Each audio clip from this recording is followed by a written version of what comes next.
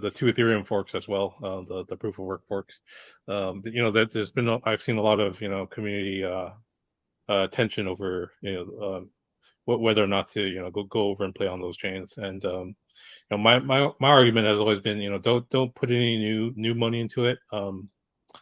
But at the same time, it's hard to argue because mathematically, there are more zeros between the the actual price number and the decimal point. So like mathematically, while there is risk of dump, there's also more possibility to the upside if you're going to speculate on those versions of hex.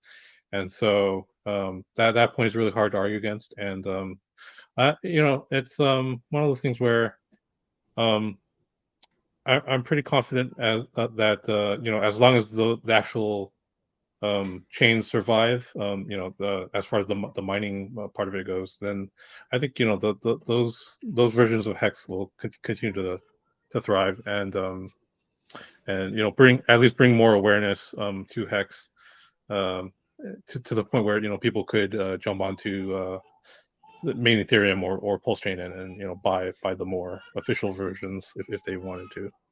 Official. I know every time I say that, the real Ethereum, someone's like, they're all real, or joking or otherwise. Technically, yeah. Yeah. Sure. But so hex on other chains than PulseChain, everyone's expecting, okay, with PX, EX, that's kind of just was our mindset for a while, whether it should have been or not. Was that the way it's supposed to happen, or is the community, these new forks, Hexon, ETH POW, ETH Fair, is the community willing it that way? Like, you think it would happen unless there was a lot of people in the community just, saying, for whatever reason, they say, okay, Hex on all chains is good. I want to promote that. I want that to happen. Do you think our community, like, kind of these things may not happen without all the, the upward pressure against, getting on the other chains and just making it happen?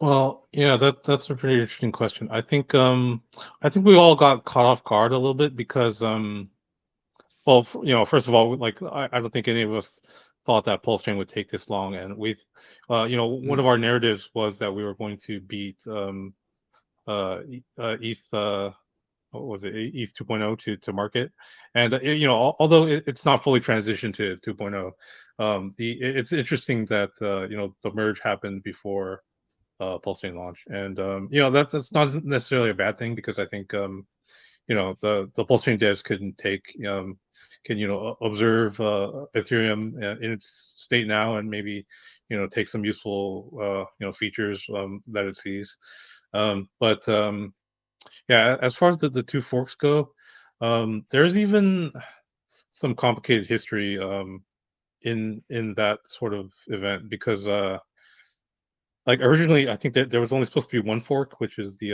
ETH POW that's being spearheaded by Chandler Wool. But what happened was at the very last minute, Poloniex, which is owned by Justin Sun, he basically, I guess, wanted to back his own version, so that's where the Ethereum Fair came from, and the deal fell through. Yeah, like something. Yeah, maybe he just wanted his own Ethereum fork, as far as like clout wise or whatever. But it's funny. I was checking the hash power yesterday, and I think Ethereum Fair is still stuck at 1/10 roughly the hash power that ETH POW has. So yeah, we're only 10 days in, Vince. Come on. It can overtake at any moment. You never know. Tough. It's tough. Yeah, it's definitely a very unpredictable situation for sure.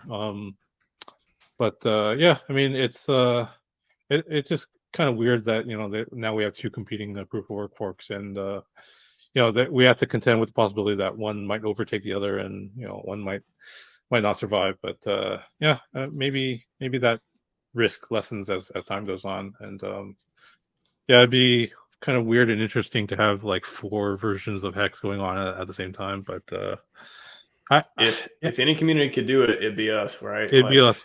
But at the same time, I've seen this argument on Twitter today about about what matters more, the code or the community. And I think like I think that both matter equally, because you can't really have one without the other.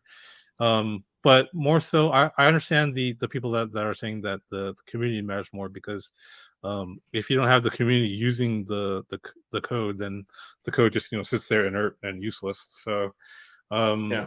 it's going to be interesting to see what happens once PulseChain launches, because sadly, I think there is a case to say that most people might shift all of their economic energy from the proof of work chains to PulseChain, because essentially, like, it's so much work and time to manage like 4 different versions of the same asset. So, and we're gonna get copies of, like, we already have copies of everything else, like our Hedron and Icosa. Alex was proactive enough to build out the Icosa, to enable functionality of the Icosa front end on both Yeah. the proof of work chains already, and that's how people have been accessing their hex stakes, and also their Hedron. So, is that the best thing that we could get from these forks coming before PulseChain, other than the marketing, other than the Hex works everywhere type of thing? Is the best thing we can get is the coins, the economic energy that is on those chains, that manifests, whether it copies every coins or otherwise. In the meantime, that it goes to PulseChain and helps PulseChain even more. Is that the best we could hope for? I think so. Well, yeah, I think at the end of the day, economic energy, financial energy is what matters, and I think the more that we can extract from those 2 chains and bridge over to PulseChain, the better, I think, because we want the most value possible. And so yeah, I think that definitely is one of the things that matters the most. But another thing that I think a lot of people haven't thought about is that it's mostly a completely new audience over there that's supporting those chains. It's mostly I guess you could say it's mostly Chinese people from from that side of the world that are because those are the people that are actually helping prop up the chain. It's mostly If Chinese we miners onboard them into and Hex, I'm Asian down mining for pools. it. Yeah, exactly. Yeah, which is kind of why I wish we had a stronger Chinese and Asian hex presence on there, in the community, because that way more people could outreach to them and maybe advertise for hex on all the forums and all the exchanges that are promoting those 2 forks, because Right. if it's one thing I know about my fellow Asians, even though I was born here, is that the ones that grew up in their respective countries, more and more they're not they don't really care about learning English, and they just mostly communicate to each other through their own native languages. And so it's very hard to kind of talk to them about hex if there's language barriers there. So, and Is my there a you is know there a Hex like Weibo and WeChat and like all the there social media things we for we Hex? do there's a couple of Chinese hex telegrams out there. Okay.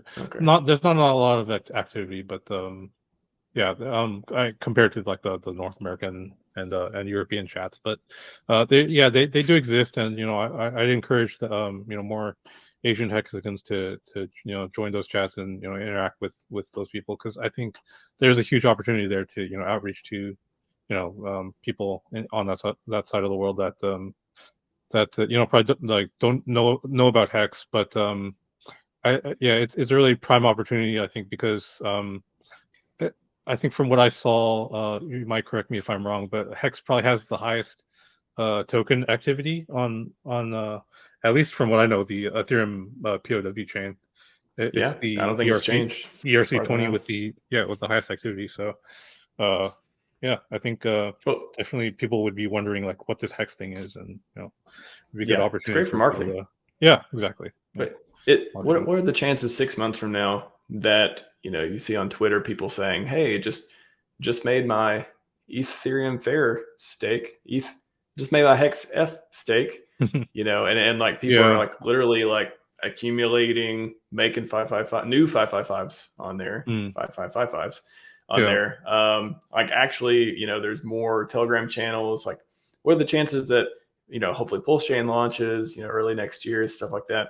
What are the chances that people are saying they're actually counting their bags as EHEX, PHEX, FHEX, WHEX, stuff like that? Yeah, it's a tough conversation because had PulseChain not been in the works, then I would say, it should it should be an obvious green light to the community to show hex on those chains, to bring more people into the community. But the fact that PulseChain is our ultimate destination, that kind of like it just kind of makes it so that I would caution people not to promote hex on those chains that much because we don't want people to complacently just stay on those chains, since that's not our ultimate goal. And Richard wants his own entire ecosystem where he controls the entire vertical integration of all the stuff on the chain. And you don't think OA is going to make a move?